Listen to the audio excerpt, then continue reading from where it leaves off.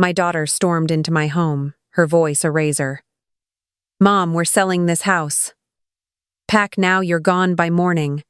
My heart broke into 1,000 pieces, 40 years of love and sacrifice shattered by her cruel words. How could she do this? I'll be damned if I let them steal my life. Claire's venomous words still seared my mind, echoing in the quiet of my Savannah home.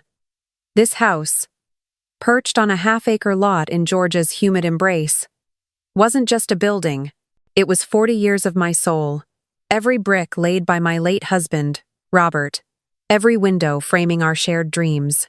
The hardwood floors, worn smooth by 2,500 square feet of our life together, groaned softly under me. The fireplace, once alive with our midnight talks, now stood cold, as if it knew the betrayal unfolding. They wanted to rip it all away to cover Greg's $100,000 gambling debts. I faced Claire, my daughter, her tailored jacket a stark contrast to the warmth this house once held. "Claire," I said, my voice a low burn, "you think you can erase my home without a word to me?" She fidgeted, eyes darting to the floor. "Mom, it's too much for you now. We're just trying to help." Greg leaned against the doorframe, his smug grin sharp as a blade. "Nora, come on. At 68, you need a care home, not a big old house." His false pity couldn't hide the greed glinting in his eyes, appraising my home like a vulture circling prey. Robert and I had poured every dime, every drop of sweat, into this place, the hydrangea garden blooming out back, the porch where we'd watched sunsets. Claire once danced through that garden, a child with dreams as big as mine.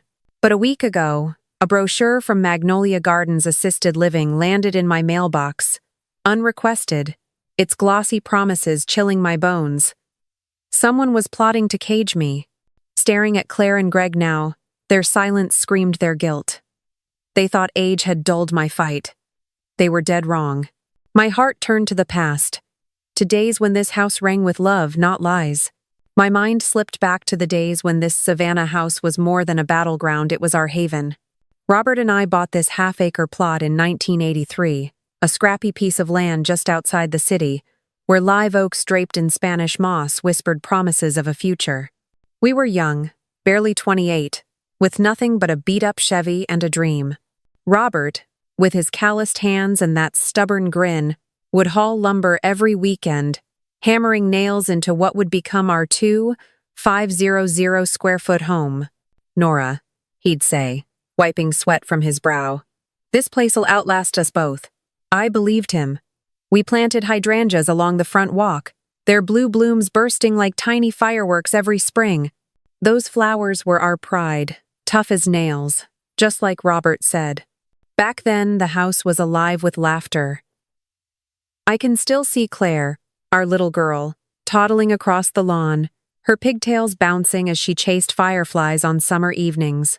She'd sit on the porch steps, her crayons scattered, sketching our house with its white shutters and red door. "Mommy, our house is magic," she'd giggle, her eyes bright as the Georgia sun. Robert would scoop her up, spinning her until she squealed. We'd barbecue in the backyard, the smell of grilled ribs filling the air, neighbors dropping by with peach cobbler. Those were the days when love was simple, when Claire's tiny hand in mine felt like the whole world. I taught her to plant seeds in that garden, showing her how to pat the soil just right. "These hydrangeas need care, Claire," I'd say. "Like us, they grow stronger with time."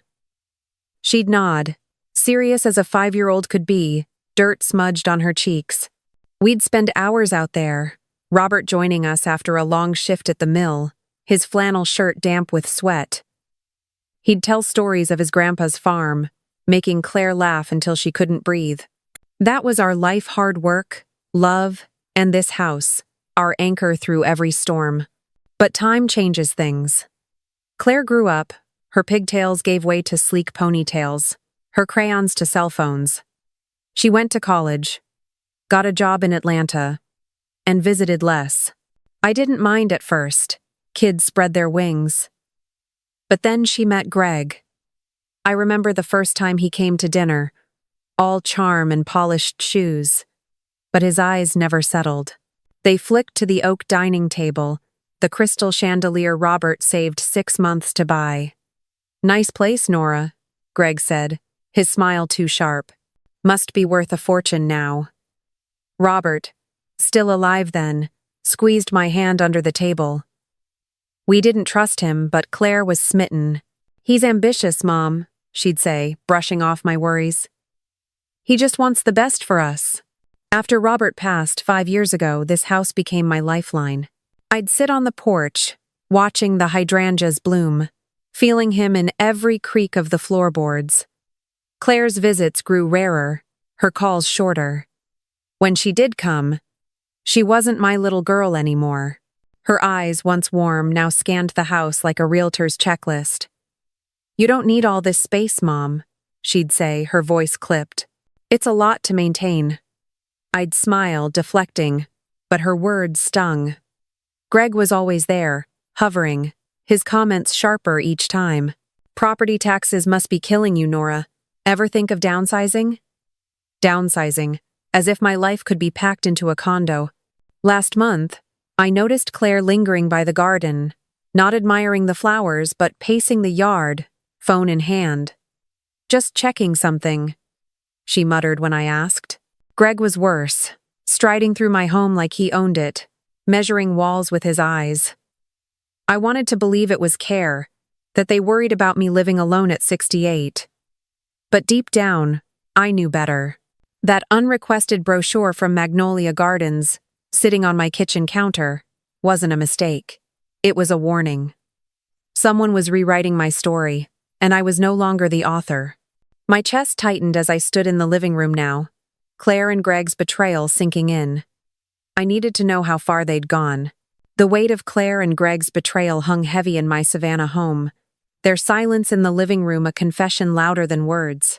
I stood by the kitchen counter, the Magnolia Gardens brochure still glaring at me, its glossy pages a mockery of my independence. My suspicion, sparked by their cold words and that unrequested pamphlet, gnawed at my gut. I couldn't just stand here, waiting for them to dismantle my life. I needed answers, proof of how far they'd gone to steal the home Robert and I had built with 40 years of love and sacrifice. That afternoon, my phone buzzed with a call from First Coastal Bank, where Robert and I had kept our savings for decades. The manager, Mr. Hargrove, no relation to Tom, spoke in a low, cautious tone. "Mrs. Bennett, someone attempted to access your accounts this morning. They presented a power of attorney document with your signature. We flagged it as irregular." My heart plummeted, a cold sweat prickling my skin. "Who was it?" I asked, though I dreaded the answer. "Greg Dawson," he replied. "Your son-in-law." The signature looked off shaky, almost cartoonish. "We denied access, but you should come in." I gripped the phone, my knuckles white. "Thank you, Mr. Hargrove. I'll be there."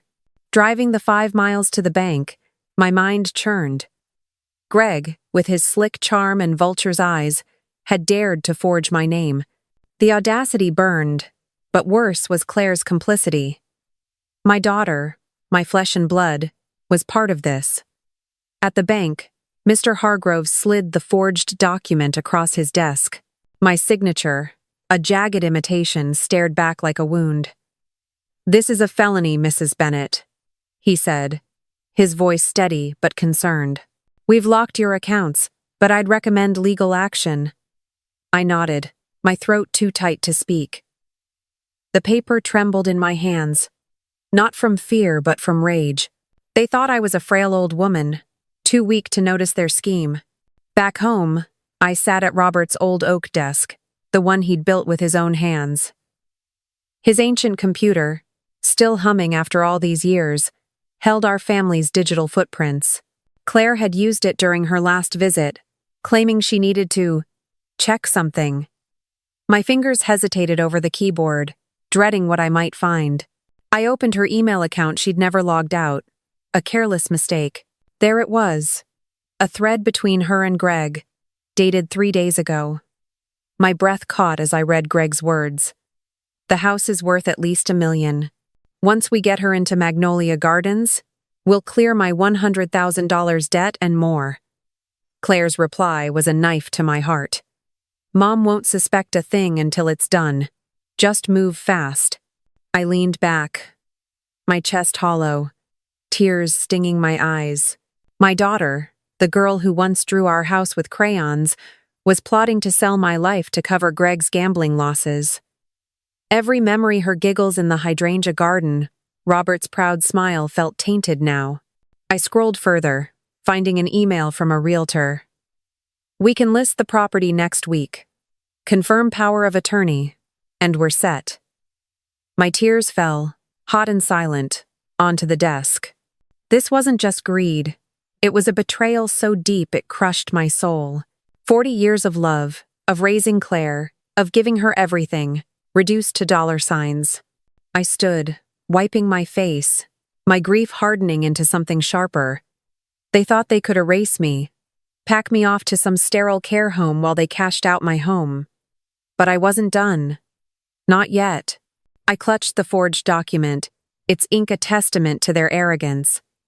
My pain was raw, but beneath it, a fire grew. I wouldn't let them win. I needed a plan. Someone to trust. Tom Hargrove, Robert's old friend, came to mind. He'd know how to protect what was mine.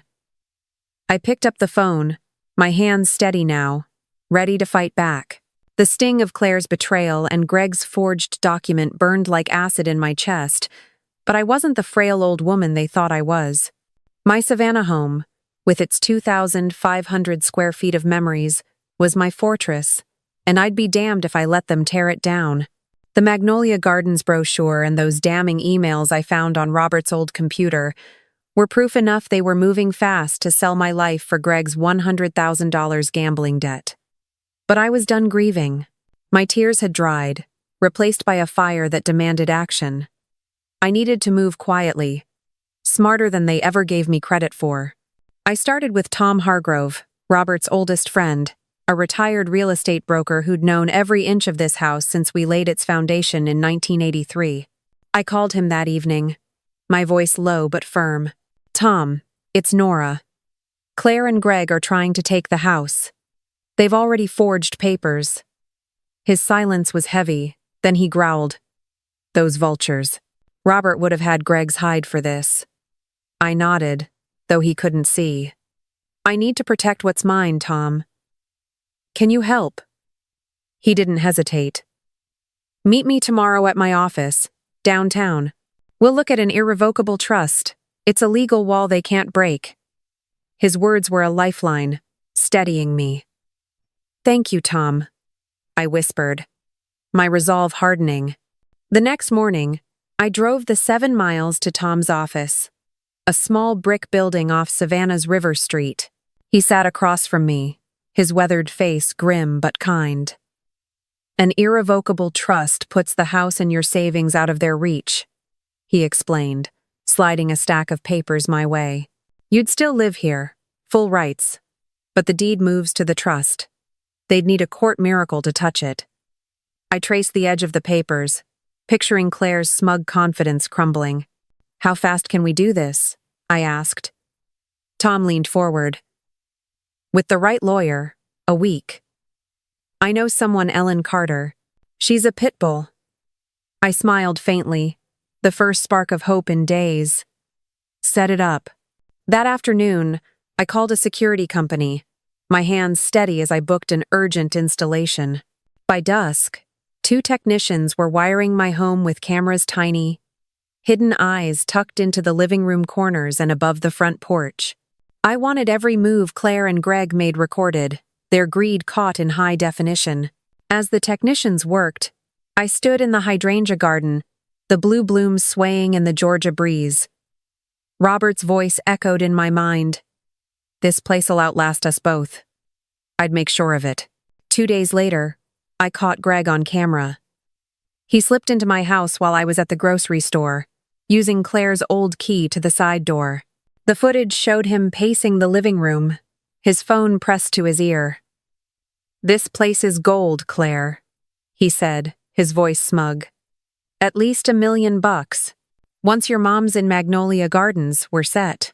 She won't last long there. My stomach churned as I watched the recording, his words slicing deeper than any knife. Claire's voice crackled through the speaker. Just don't screw this up, Greg. We need that money. I froze the frame, their betrayal now undeniable, captured forever. I met Ellen Carter the next day at her office, a sleek suite in Savannah's historic district. She was in her 50s, sharp-eyed, her handshake firm. Tom filled me in, she said, her voice like steel. Forging a power of attorney is a felony, Nora. That document from the bank? It's a slam dunk. I slid the USB drive with the security footage across her desk.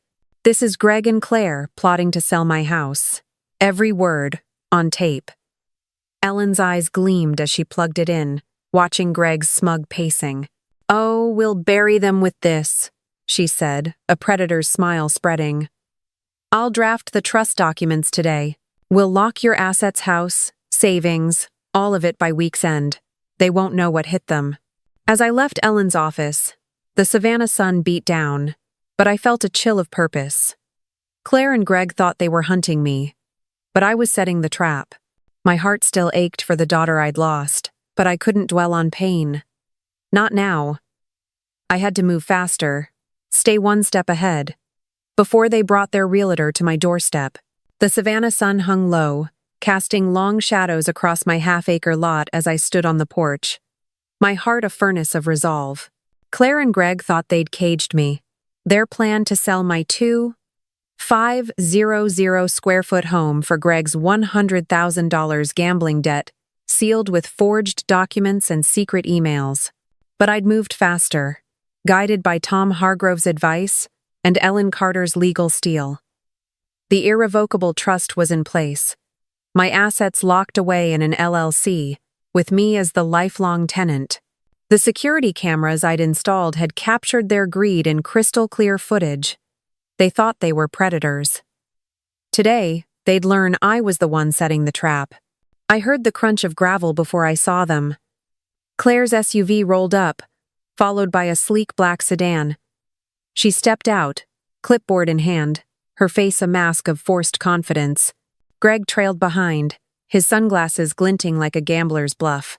A man in a crisp suit, the realtor, emerged from the sedan, his briefcase swinging with purpose. They strode toward my house, my sanctuary, as if it were already theirs. I stood firm on the porch, my hands steady, the trust documents tucked in an envelope beside my untouched coffee mug. Claire's eyes flicked to me, then away. Mom, she said, her voice tight. We're showing the house today. The buyer's ready to sign by tomorrow. I let her words hang, the silence sharp as a blade. Is that so? I said, my tone low, cutting through the humid air. Greg snorted, stepping closer. Nora, don't make this hard. You're moving to Magnolia Gardens. It's done. His arrogance was a live wire, sparking my fury. The realtor, oblivious, chimed in. Mrs. Bennett, this property's prime. We're talking $1 million, easy. You'll be comfortable in assisted living. I stared at him, my eyes cold. Comfortable. As if my life could be bought for a sterile room in a garden I didn't plant. I picked up the envelope, its weight grounding me. Claire Gregg, I said, my voice steady as stone. You've miscalculated. I handed the envelope to Claire, her fingers trembling as she opened it. This is the notarized deed of sale, filed with Chatham County. My house belongs to a private trust now, under an LLC. I'm the legal tenant for life. You have no claim. Claire's face drained of color, the papers slipping in her hands. Greg ripped them from her, his eyes scanning frantically. What the hell is this? He snapped, his voice cracking. You can't do this. Oh, I already did, I said, my gaze locked on his. And there's more. Every step you've taken your forged power of attorney. Your little chats about selling my home, it's all on camera. I pointed to the tiny lens above the porch, its green light blinking silently. Every word, Greg. Like when you said I won't last long in a care home. Claire gasped, her clipboard clattering to the ground. The realtor froze, his briefcase half open, sensing the deal evaporating. Greg's face twisted, red with rage. "You're not competent to pull this off, Nora," he roared, stepping toward me. "A court will see you're unfit." I didn't flinch, my voice dropping to a whisper. "Try me. The bank flagged your forgery. Ellen Carter, my lawyer, has the footage. You're not just losing this house, you're facing jail." Claire's eyes welled up, her voice breaking. "Mom, I didn't want it to come to this." I turned to her, my heart aching but unyielding. "You chose this, Claire.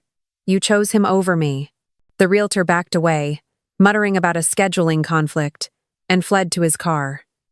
Greg loomed closer, his fists clenched. "This isn't over, Nora. You'll regret this." I held his gaze, my spine straight as the oaks lining my yard. "No, Greg, you will." The air crackled with tension, their defeat sinking in. I stood tall, the trust papers my shield, the cameras my sword. They'd come to take my home, but I'd turned the tables. As they retreated to their SUV, I knew this wasn't the end. They'd try again, but I was ready for the fight. The air on my Savannah porch was thick with tension, the trust documents in Claire's trembling hands a silent verdict on her and Greg's betrayal. My 2,500 square foot home, built with Robert's sweat and my heart, stood unshaken behind me, its hydrangeas glowing in the fading light. I'd outmaneuvered them with Tom Hargrove's guidance and Ellen Carter's legal fortress, my cameras capturing their every greedy word. Greg's face was a mask of fury, his sunglasses now shoved into his pocket, revealing eyes wild with panic. Claire clutched her fallen clipboard, her composure shattered. The realtor was gone, his sedan a distant speck on the road. They thought they'd won, but I'd flipped the board. Greg took a step closer, his voice a low snarl. "You think some paperwork and a camera will stop us, Nora? We'll drag you to court, prove you're unfit." His words were a desperate gamble, but I stood tall, my gaze unyielding. "You're out of moves, Greg," I said, my voice cold as the Georgia winter.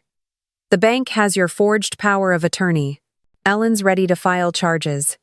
You're not just losing my house, you're losing your freedom." Claire's breath hitched, her eyes darting between us. "Mom, please," she whispered, her voice cracking. "We didn't mean for it to go this far." "Didn't mean it?" I snapped, my pain boiling over. "You planned to shove me into Magnolia Gardens, sell my home for $1 million to cover Greg's $100,000 debt. You chose money over me, Claire." Her tears fell, but they didn't soften me. She'd made her bed. Before Greg could retort, a low wail cut through the silence, a police siren, growing louder. 2 patrol cars rolled into my driveway, their lights flashing against the oak trees. My heart pounded, not with fear but with a fierce satisfaction. Ellen had made the call, just as we'd planned. 2 deputies stepped out, their boots crunching on the gravel. The older one, a grizzled man with a badge reading, "Sergeant Miller," nodded to me. "Mrs. Bennett, we're here on Miss Carter's complaint trespassing and suspected fraud." Greg's face went ashen, his fists unclenching. "This is a mistake," he barked, but his voice shook. Sergeant Miller's eyes narrowed. "Mr. Dawson, we have evidence of forged documents and recorded threats. Turn around, hands behind your back." The click of handcuffs was sharp, final. Claire gasped, her hands covering her mouth. "Greg, do what they say!" she cried, her voice breaking into sobs. I watched, my spine straight, as the deputies led Greg to the patrol car. He twisted, glaring at me.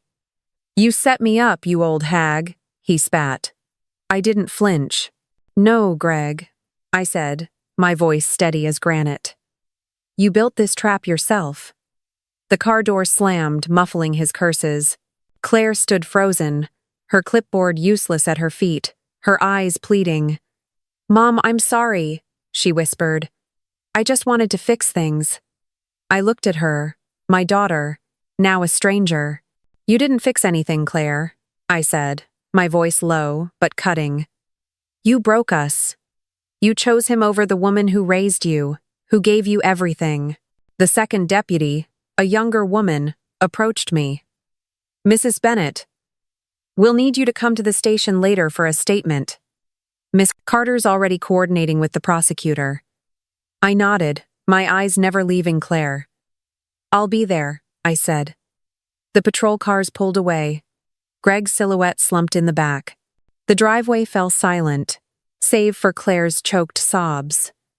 She looked at me, small and broken, but I offered no comfort. My heart ached, but my resolve was iron.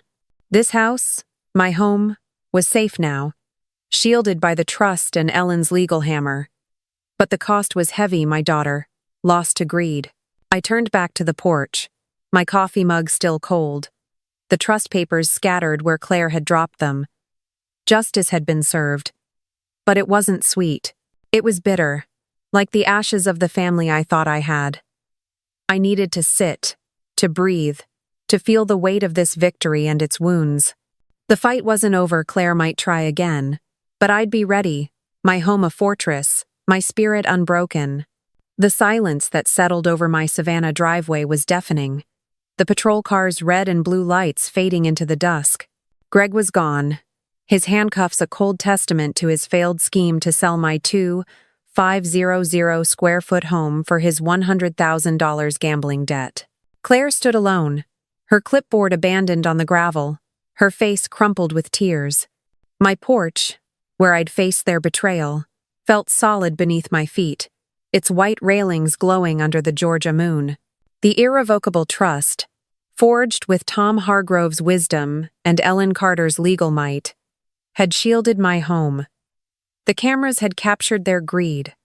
I'd won, but victory tasted bitter, laced with the ache of a daughter lost. I turned to Claire, her sobs cutting through the evening air. Mom, she choked, stepping forward, her hands outstretched. I'm so sorry. I didn't want this. Her voice trembled, but I stood still. My heart a locked vault. Sorry doesn't undo what you did, I said, my tone steady but sharp. You and Greg planned to rip this house from me, to shove me into Magnolia Gardens like some forgotten relic. She flinched, her tears falling faster. It was Greg's idea, she whispered. He was drowning in debt. I thought we could save him. Save us. I shook my head, my eyes hard.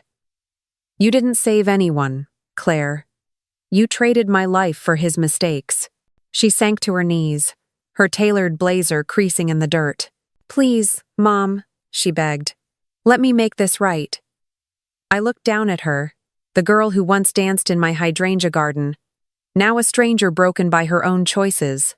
My chest ached, memories of her childhood laughter clashing with the emails I'd read, her cold words plotting my exile. You can't make this right, I said, my voice low, final. You chose Greg over me, over the home where I raised you. She covered her face, her sobs muffled, but I turned away, stepping back onto the porch. I couldn't let her pain sway me. Not anymore. Inside, I sank into Robert's old armchair, the leather worn smooth by years of his presence.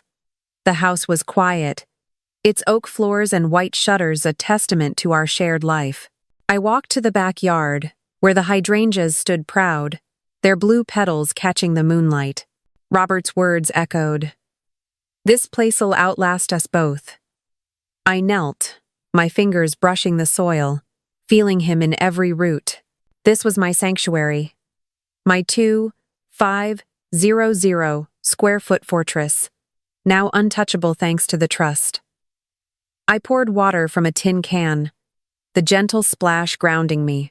Peace was returning, but it was a hard-won peace, carved from betrayal. My phone buzzed, Ellen Carter's name lighting up the screen. Nora, she said, her voice crisp. The trust is ironclad. The county recorded it this morning. Greg's arrest strengthens our case fraud, harassment, the works. They can't touch you now, I exhaled, a weight lifting. Thank you, Ellen, I said, my voice soft but firm. What about Claire? Ellen paused, her tone softening. She's not named in the charges, but she's complicit. If she tries anything, we've got the footage. I nodded, staring at the hydrangeas. Let's hope she doesn't, I said. Ellen chuckled, a rare warmth. You're tougher than most, Nora. This house is yours, forever. I hung up, the silence wrapping around me like a blanket. The next morning, a letter slipped through my mail slot, Claire's handwriting scrawled across the envelope. Mom, I'm sorry. I'll do anything to fix this. Please. I held it, my fingers tracing her words, but I didn't open it. I placed it unopened on Robert's desk, next to the photo of us three, Claire, Robert, and me, smiling on this very porch 20 years ago. That girl was gone. I'd given her everything, but love without respect was hollow. I chose my peace, my home, over a daughter who'd sold me out. Standing in my kitchen, the smell of coffee filling the air, I felt the house breathe with me. The fight had scarred me, but it hadn't broken me. I was still here, rooted like my hydrangeas, but I knew this wasn't the end. Claire's letter hinted at more to come, and I needed to share what I'd learned, to warn others before it was too late. I stood in my Savannah kitchen, the morning light filtering through the white shutters, casting soft patterns across the oak floors of my 2,500 square foot home. The coffee pot gurgled, its familiar hum a quiet comfort after the storm of betrayal. Claire's letter lay unopened on Robert's desk, a ghost of the daughter I'd raised in this house. Greg was gone, his $100,000 gambling debt now a chain around his wrists, thanks to Ellen Carter's legal precision and Tom Hargrove's steady guidance. My hydrangeas bloomed outside, their blue petals a testament to the life Robert and I built, now shielded by an irrevocable trust. I'd fought for this home, for my peace, and won. But the scars remained, etched deep in my heart. I poured a cup of coffee, its warmth grounding me as I sat at the kitchen table. This house, my fortress, had stood firm through 40 years of joy and loss. I thought of Robert, his hands rough from building these walls, his laughter echoing in the backyard. I thought of Claire, once my little girl, chasing fireflies under the Georgia stars. That girl was gone, replaced by a woman who saw my home as $1 million paycheck. The pain of her betrayal still stung, a wound that would never fully heal. But I'd learned something through this fire. Age doesn't make you weak. Silence isn't surrender. At 68, I'd outsmarted their greed, turned their trap against them. I walked to the porch, the same spot where I'd faced Claire and Greg, where I'd held my ground. The air was thick with the scent of jasmine, the morning breeze carrying a quiet strength. I'd protected my home, but more than that, I'd protected myself. I learned to question even those closest to me, to check my accounts, to trust my instincts. That Magnolia Gardens brochure, slipped into my mailbox like a thief's calling card, had been my wake-up call. I'd acted fast calling Tom, hiring Ellen, installing cameras because waiting would have cost me everything. My home was safe now, its deed locked in a trust, but the real victory was my refusal to be erased. I looked out at the half-acre yard, the live oaks standing like sentinels. Older Americans like me, we're told our time is done, that our homes, our legacies, are burdens to shed. But I learned that strength doesn't fade with years. It grows, rooted in the lives we've built, the love we've poured into every corner. If someone tries to take what's yours, your home, your savings, your dignity, don't wait. Check your accounts. Talk to a lawyer. Set up a trust. Protect what matters before it's too late. I did it, and you can too. No one, not even family, has the right to steal your life. I sipped my coffee, the bitterness blending with the morning's calm. Claire's letter sat unanswered, a choice I made to guard my heart. I'd given her everything once: love, time, this home, but respect is a two-way street. I'd chosen peace over pain, my hydrangeas over her promises. This house, with its creaking floors and sunlit rooms, was mine again, Not just in name but in spirit. I wasn't just a tenant here. I was home. I turned to face you, the ones watching this story unfold. My fight wasn't just for me. It's a warning, a spark for anyone who's ever felt pushed aside. If my story moves you, share it. Leave a comment. Tell me what you'd fight for. Click that like button and subscribe to the Unwanted Revenge. Let's keep these stories alive. Stories of strength, of standing tall. Because no one can take your power unless you let them. I didn't. And you don't have to either.